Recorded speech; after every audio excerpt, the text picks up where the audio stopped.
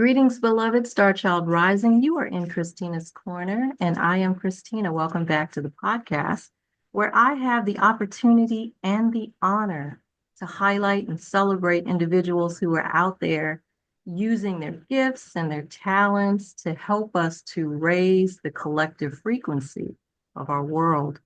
And today, I have the distinct honor of speaking with Dr. Sarah LaFave, a true visionary whose journey began with a profound personal loss and blossomed into an extraordinary testament to human connection and compassionate action. Sarah is the founder and board president of Lori's Hands, an organization that embodies the spirit of her late mother, Lori, by connecting college student volunteers with individuals navigating the complexities of chronic illness. More than just providing practical support, Lori's Hands fosters deep intergenerational relationships, bridging divides and offering profound learning experiences for both volunteers and clients. That said, today we're not just talking about a nonprofit. We're delving into the heart of empathy, the enduring power of a mother's legacy, and the quiet revolution of human connection. Please join me in warmly welcoming the inspiring Dr. Sarah LaFave. Welcome, Sarah. Well, thank you. What an honor. I'm so glad to be here. I'm so glad to have you here. I know you're like super, super busy, so I'm glad that you were able to take some time out to have this conversation that I'm excited about. So, Sarah, with every podcast, I ask 6 questions. Sometimes I'll do a part one and part two to kind of prolong the time that we have together. But I always start off at the beginning. So, can you talk about how Lori's Hands was born from a deeply personal experience, the loss of your mother, and looking back to those early days of envisioning this organization, Lori's Hands? Think back when you were a college student. What was the most visceral feeling or memory of your mother that fueled that initial spark? Can you talk about that? Sure. I love this question, and it's an easy one because I can remember the exact moment when I thought for the first time about what Lori's Hands could be. And I was walking down, I went to University of Delaware for college, and we had this beautiful, really traditional, just gorgeous campus. And I was walking down the green on my way to class. And just, I was thinking about my mom, who had passed away a few years earlier at that point. And I was thinking about how, when she was going through cancer treatment, she and my dad would kind of tackle all the household chores together. So, like on Thursday afternoon, she liked to vacuum the house, and she could no longer do it by herself because she was weak from a mastectomy and fatigued from chemo. So she would take the hose of the vacuum and she would, use it to sweep the stairs. And my dad would follow behind carrying the heavy part of the vacuum. And in that way, they were able to accomplish the task together. But my mom was able to maintain some level of independence and do some of the things that she wanted to do for our family, even when she was sick. And I was just thinking about that image of my parents together and wondering, like, what happens for people who don't have a partner living at home with them? What happens to people whose partner, doesn't have the job flexibility that my dad had when my mom was sick? He took her to every chemo appointment. And just so many things. It just kind of struck me in that moment, thinking about my family's experience. It was horrible enough as it was, but what happens to all these other people that don't have the resources that we had when my mom was sick? And then at the same time, I was studying to be a nurse, certainly inspired by my family's experiences.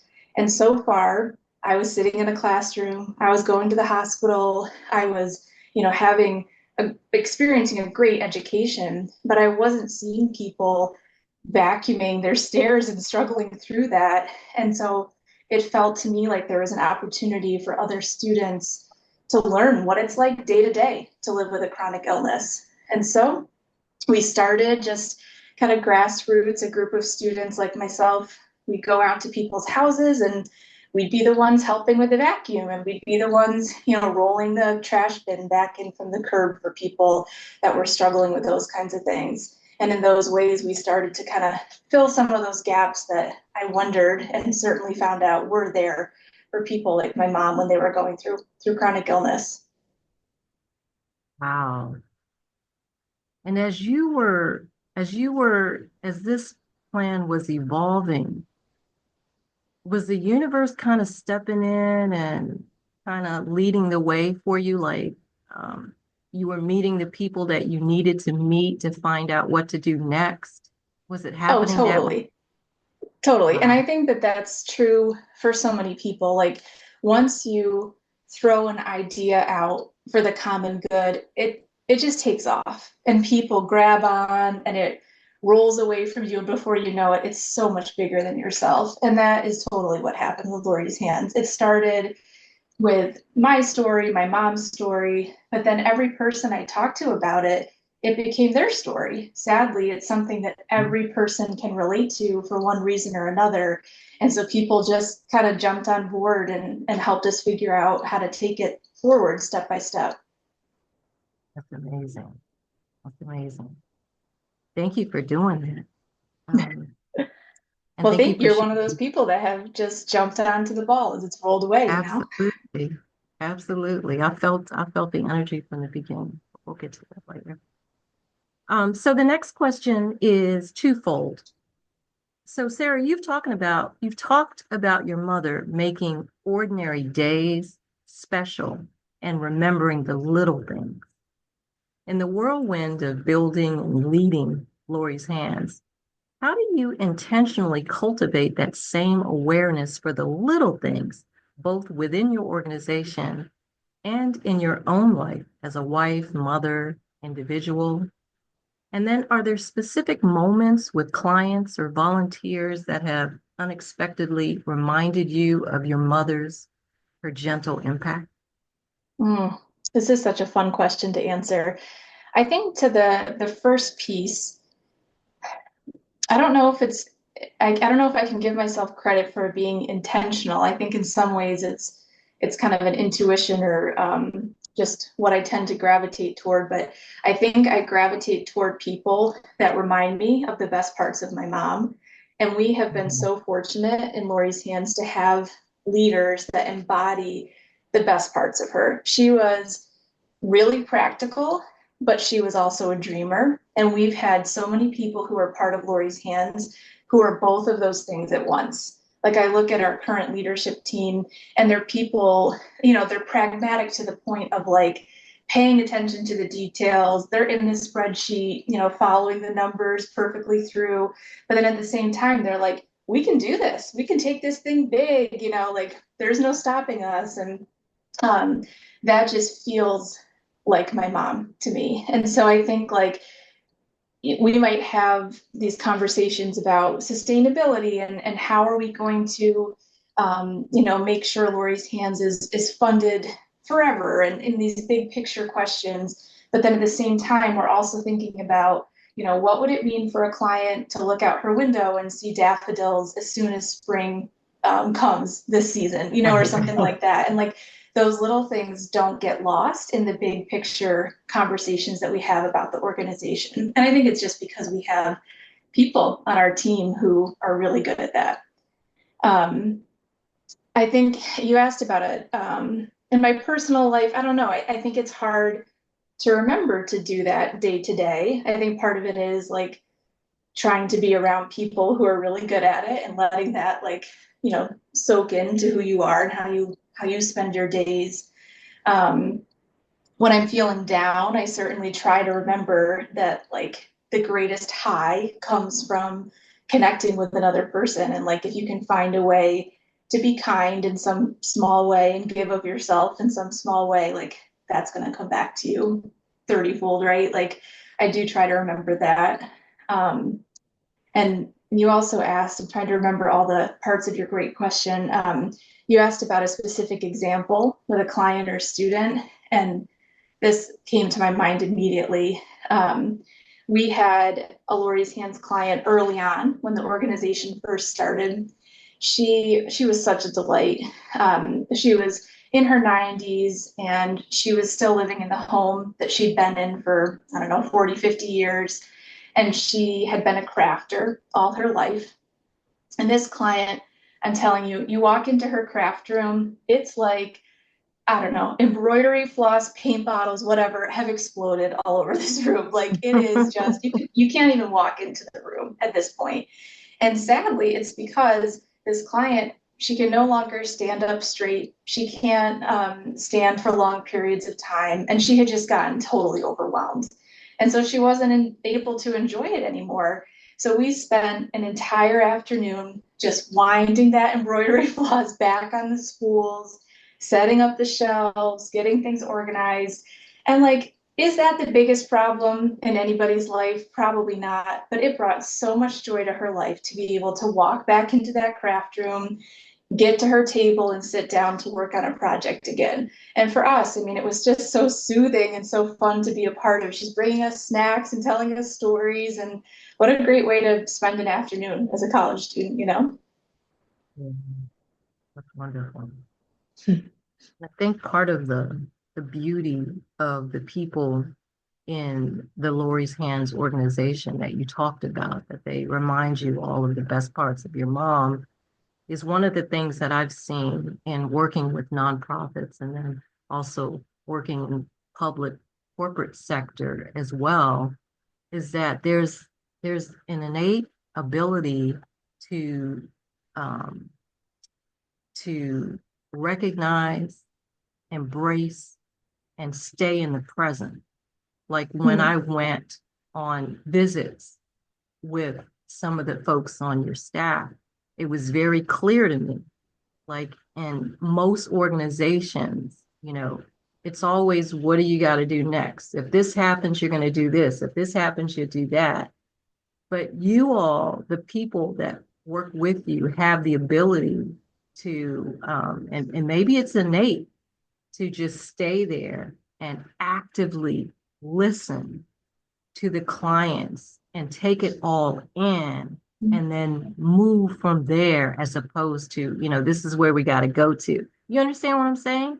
I And know what it's you're very, saying. Yeah, and I feel that when I go out on visits now too, and I'm the observer. And I think it's because of relationships. Like, if you sent a person in for just 2 hours as an isolated, let's go rake this person's lawn, like that's all they're going to be paying attention to. But our students are in the same person's house week after week after week, and their client becomes like the surrogate grandparent, friend, family member. And the visits are about so much more than raking the lawn. And you can't escape that relationship once you get into it. And I think that's the beauty of the consistency of the students' visits with their clients.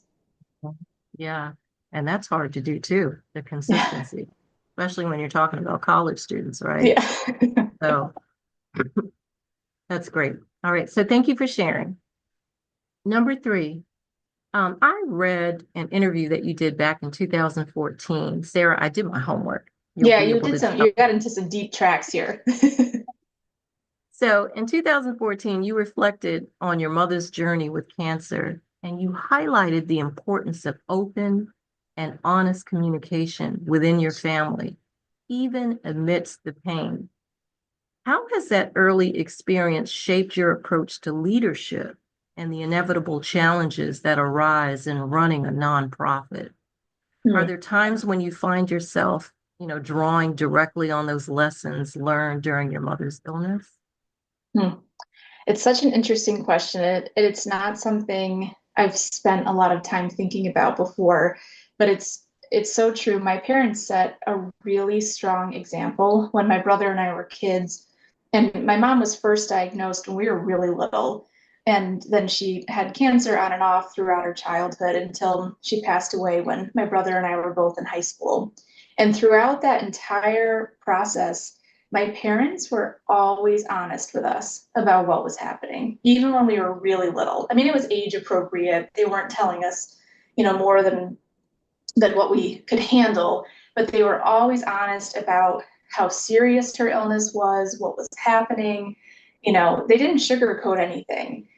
And it was hard to hear. It was hard to have those conversations as a child, but I am so grateful for it. I can't imagine just how much more traumatic her death would have been if it felt unexpected in some way, or if it felt, you know, if I'd felt like my parents had been pulling one over on us or something like that. Like we had the time, I don't want to make it sound like it was easy or, you can never have closure when you're 14 and you lose your mother, but I had time to have big conversations with my mom before she died and to ask her questions that I wanted to ask her. And we never could have had that if my parents had been keeping things just among the adults and trying to protect us from hard conversations.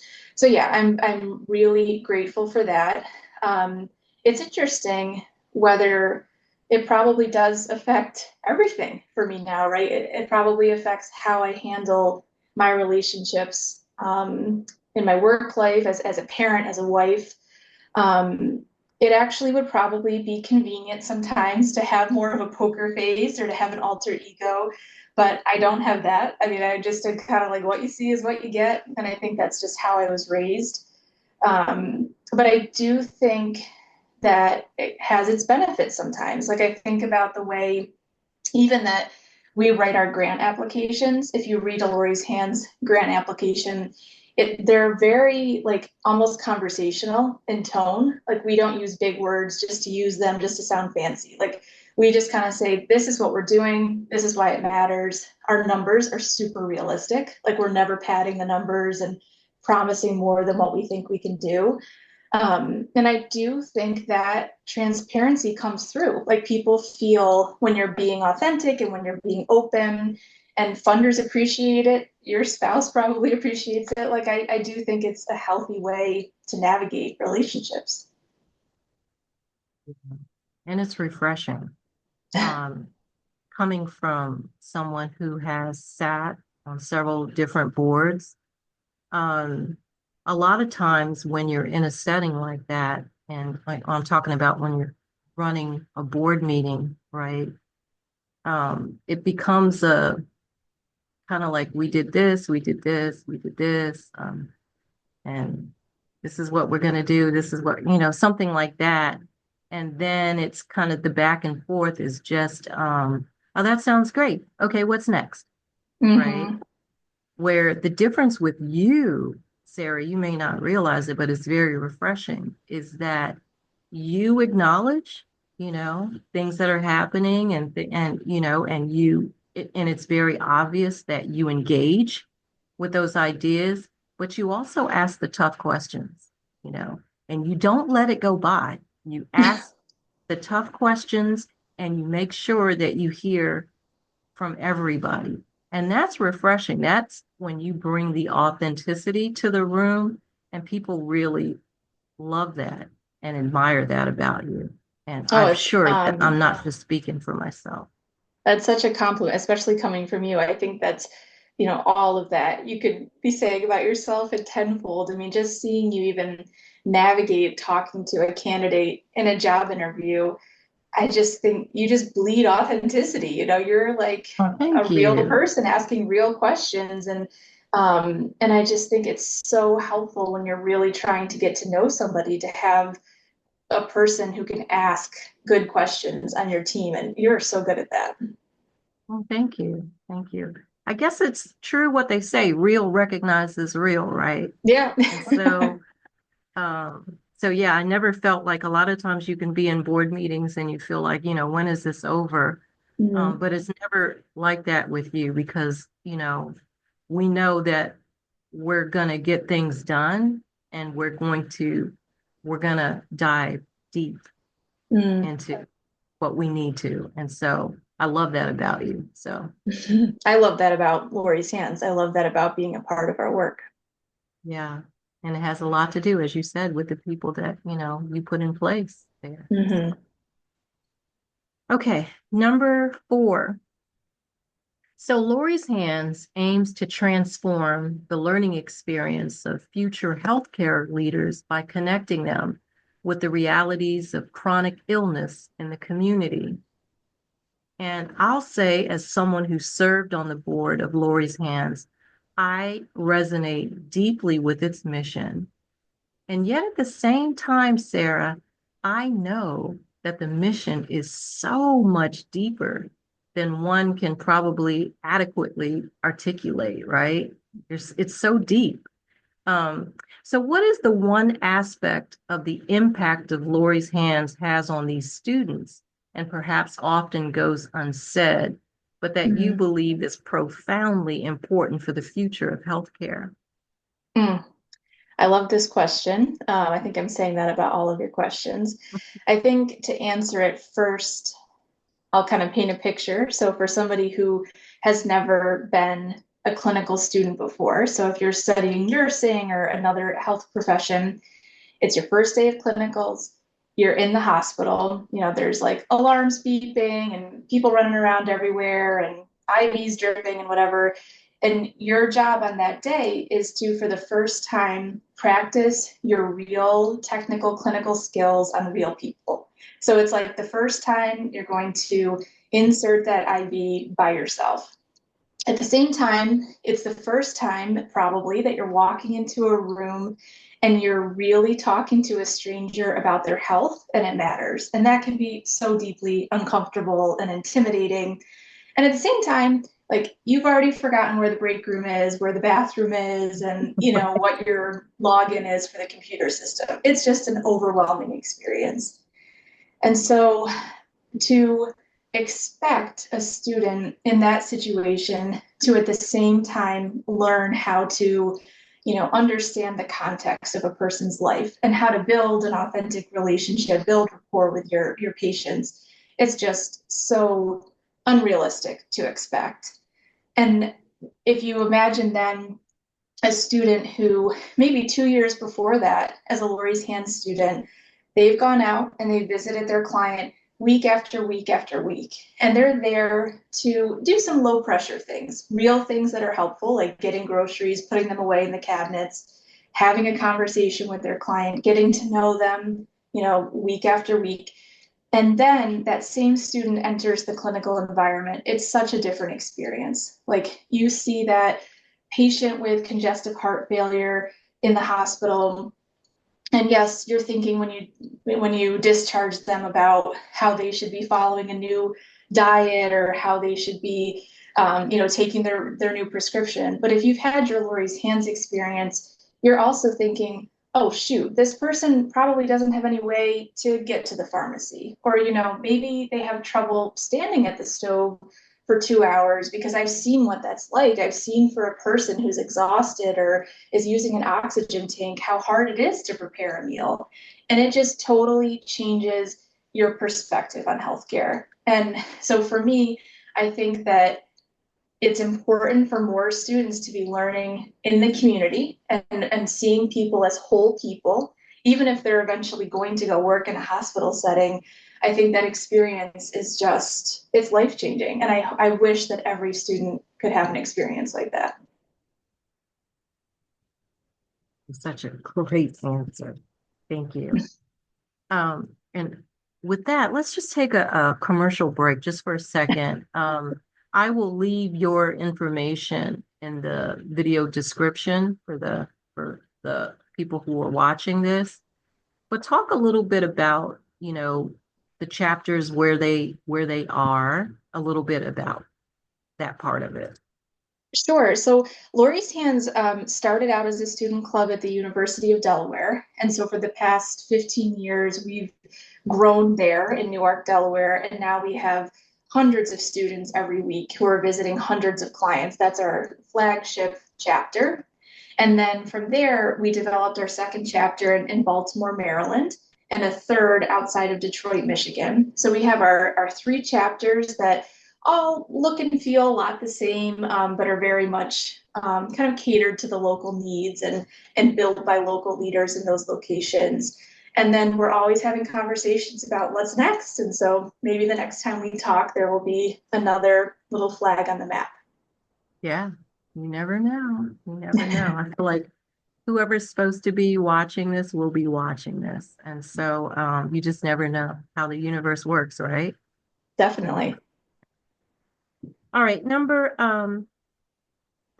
five.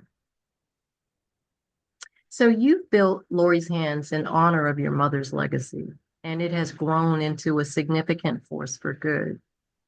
Sometimes when we dedicate ourselves so deeply to carrying on a loved one's memory through our work, there can be a quiet worry about sustaining that vision. In moments of reflection, what brings you the most reassurance and renewed sense of purpose that the spirit of Lori's Hands will continue to flourish and touch lives in meaningful ways? Hmm.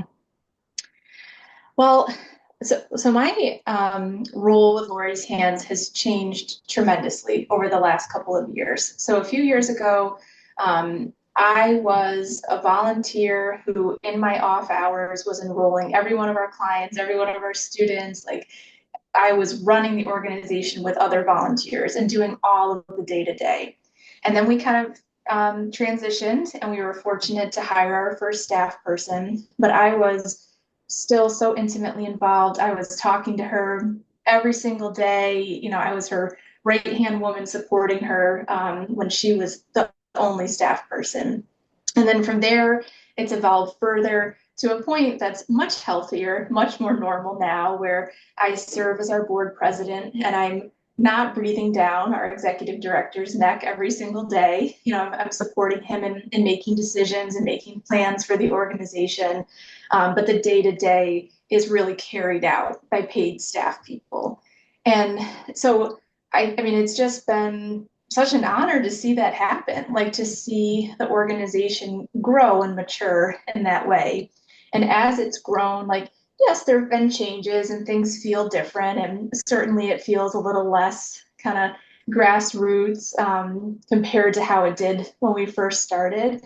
But at the same time, the heart and soul of the organization feel exactly the same to me. And I think it's because of what we talked about earlier that I mean, our mission is so simple, really. Like it's something that you hear about it and you're like, oh, yes, of course, you know, we should be doing that. And that would have affected me or a loved one in a positive way when we had such an experience. Like it's something that everybody can relate to and kind of sees the value in.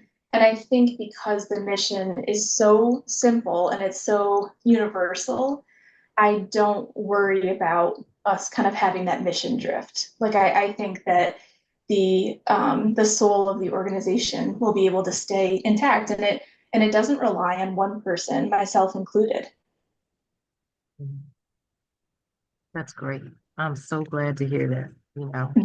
I was kind of nervous that you might tell me that you have nightmares or something. If we'd had this conversation 5 years ago, things might have been a little bit different, but luckily we're over some of those bridges now.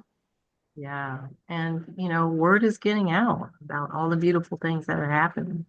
Yeah. And you have a great team in place. So yeah, it's a great organization. So those of you listening, I will have the information for you. Make sure you check it out. Okay, last question. While pursuing your doctorate, your congratulations, by the way. Thank you. While pursuing your doctorate, your research delved into the critical area of structural racial discrimination and its impact on older adult health. How does the work of Lori's Hands, which fosters direct personal connections across different life experiences, inform or deepen your understanding of these larger systemic issues? And then, two, do you see a direct link between the individual acts of care and connection facilitated by Lori's Hands and the broader pursuit of health equity that drove your research? Mm-hmm. Well, my research was 100% inspired by my experiences with Lori's Hands. I'd go out to visit clients and I would just see it. Like I would see how the system or like our system of systems has failed people. And, you know, you go out to visit a client and not only are they going through chemotherapy, which is horrible enough as it is. But then at the same time, their neighborhood has no access to public transportation, or their insurance is not covering treatment and support that they really need, or like, the list goes on and on. Their housing is maybe full of environmental toxins, and through no fault of their own, they're affected by all of these external factors, and it's impacting their health and their well-being. And those hardships are not, as you know, distributed evenly among people in our country, and it's unjust that that's the case. And I think, in terms of hope for the future, when our Lori's Hands students go out to visit a client, they're doing something small to fill some of the gaps that exist for so many people. But at the same time, once you see the injustice, you can't unsee it. So every student who goes out on a Lori's Hands visit, they're changed. And whether they become a bedside nurse or they go on to become a policymaker, that experience is going to trail them forever. And so there's no doubt the world has to be a better place when our healthcare workforce is full of these young doctors and nurses and occupational therapists who get it and understand how the system impacts their patients. This has been such an amazing conversation, and just sitting here talking to you. I can't believe where the time has gone, but sitting here talking to you, I thought about so many different topics that we could, digress and go into, maybe for another time. But you are an amazing human being, and you are doing amazing stuff with your team of Lori's Hands there. And we so appreciate and honor you, Sarah. Well, And back at you. This has been such a pleasure. And it's really, it's just such a wonderful thing to take an opportunity and sit back and reflect with questions like this. It's been, I don't want to say soothing, but it's just been a wonderful experience for me too. So thank you for the opportunity. good. I'm glad. I'm glad. And for anybody who's watching and who might, want to get involved in this work in some way, shape, or form, it's a gateway. And so appreciate you, Dr. LaFave. Love to everybody there at Lori's Hands, to your mom, Lori, who I know her presence is here. And also give my love to your brother, Brett. I miss Well, him. thank you. Thank you. And thank you to your listeners. I would love any opportunity to hear from anybody who's interested in connecting in some way. Okay. Thank you, everybody. Love and light to you, and see you on the next Christina's Corner episode. Goodbye.